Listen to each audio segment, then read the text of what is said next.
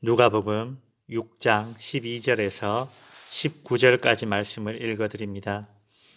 이때에 예수께서 기도하시러 산으로 가사 밤이 새도록 하나님께 기도하시고 밝음에 그 제자들을 부르사 그 중에서 12를 택하여 사도라 칭하셨으니 곧 베드로라고도 이름을 주신 시몬과 그의 동생 안드레와 야고보와 요한과 빌립과 바돌로메와 마테와 도마와 알페오의 아들 야고보와 셀롯이라는 시몬과 야고보의 아들 유다와 예수를 파는 자 될 가롯 유다라.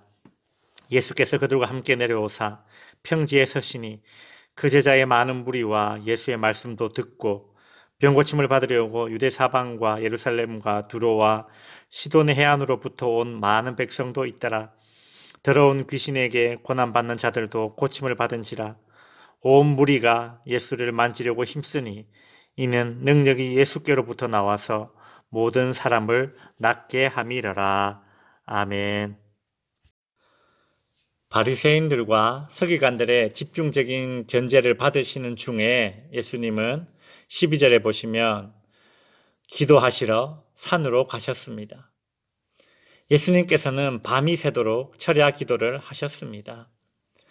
누가는 예수님이 매우 중요한 사건이나 구원 계획의 전환점에서는 늘 기도하시러 가셨다는 것을 눈여겨보고 이것을 꼼꼼히 기록해 놓았습니다. 누가복음 3장, 5장, 6장, 9장, 11장, 19장, 21장에는 예수님의 기도가 소개되고 있습니다.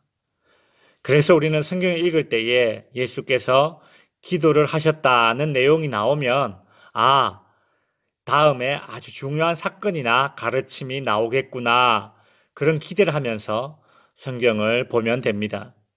성도 여러분, 어떤 일을 결정하기에 앞서서 여러분은 충분히 기도하고 있습니까?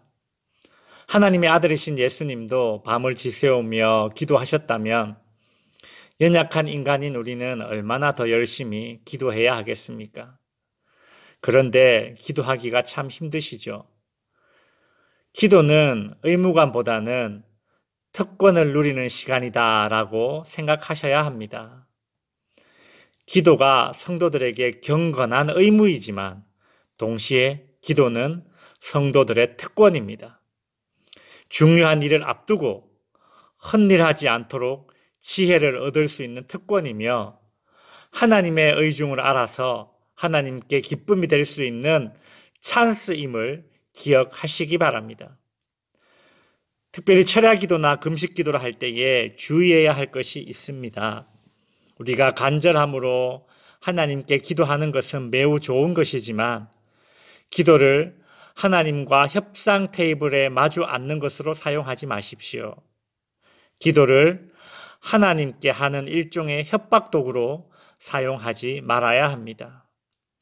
기도는 하나님께 협상이나 협박하는 시간이 아니라 기도는 하나님과 협력하는 시간입니다.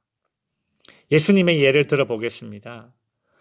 예수님이 선택하신 사도들 중에는 예수님을 파는 자도 끼어 있었습니다.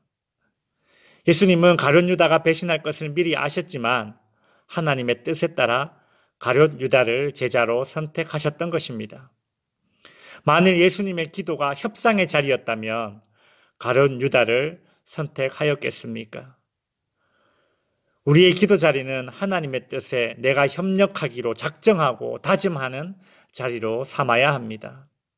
또한 하나님의 뜻에 내가 협력할 수 있도록 힘을 구하고 힘을 얻는 자리여야 할 것입니다.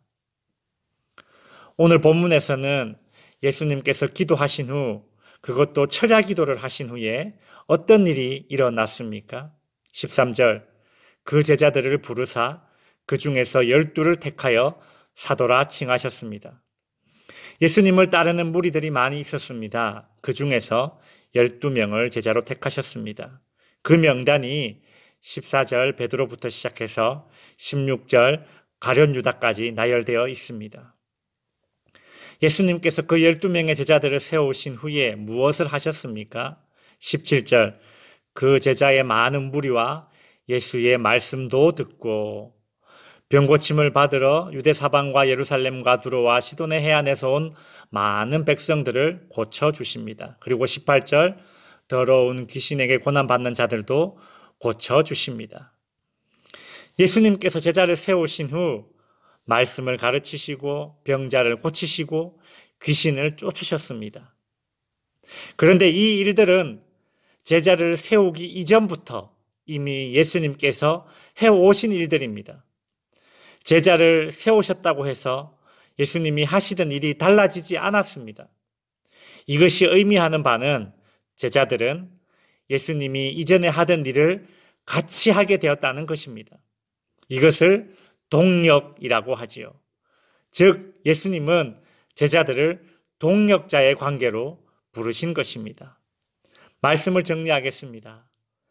예수님은 중요한 일을 앞두고 항상 기도하셨습니다. 그 이유는 하나님께 협상하기 위함이 아닌 하나님과 협력하기 위해서였습니다. 그렇게 하나님의 뜻을 구하고 하나님의 뜻을 이루기 위해 내 뜻을 내려놓는 그런 시간이 기도 시간입니다. 예수님은 그렇게 기도해서 하나님의 뜻에 따라 제자들을 세우셨고 그들과 협력, 즉 동력하셨습니다. 기도의 자리에서 하나님과 협력하셨던 예수님은 기도의 자리에서 세워진 제자들과 이제 협력, 동력하여 하나님의 일을 이루어 가십니다. 성도 여러분, 열심히 살기 전에 열심히 기도하시기 바랍니다. 그래야 그나마 짧은 인생, 헛일하지 않는 인생으로 설 수 있습니다. 또한 열심히 기도하기 전에 우리의 기도의 방향을 점검해 봅시다. 우리가 기도하는 이유가 무엇인지 한번 생각해 봅시다. 나 같은 사람을 기도의 자리에서 하나님과 협력하게 하시고 나 같은 사람을 주님의 제자로, 주님의 협력자로, 동력자로 세우셨음을 감사합시다. 이 기도의 특권을 오늘도 누리시는 성도님들이 되시기를 주님의 이름으로 축원드립니다.